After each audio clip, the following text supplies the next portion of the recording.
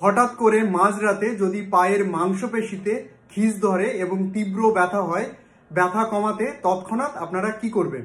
এবার বলি, মাঝরাতে পায়ের মাংসপেশিতে টান ধরার প্রধান কারণ হচ্ছে আপনার শরীরে জল, সোডিয়াম এবং পটাশিয়ামের ঘাটতি।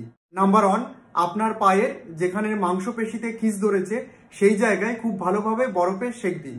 নাম্বার 2, গরম জলে কাপড় ভিজিয়ে বা কাপড় গরম করেও ওই খিঁচ ধরা জায়গায় আপনি যদি সেঁক করেন তৎক্ষণাৎ আরাম পাবেন। নাম্বার 3, আপনার যে পায়ের মাংসপেশিতে খিঁচ ধরেছে ওই পাটিকে মাটির উপর ভর করে জোরে জোরে চাপ দিন, অথবা ওই পাটিকে দেওয়ালের দিকে লাগিয়ে আপনি জোরে জোরে যদি প্রেসার দিতে থাকেন, আস্তে আস্তে দেখবেন আপনার পায়ের খিঁচ ধরাটা কমে যাবে।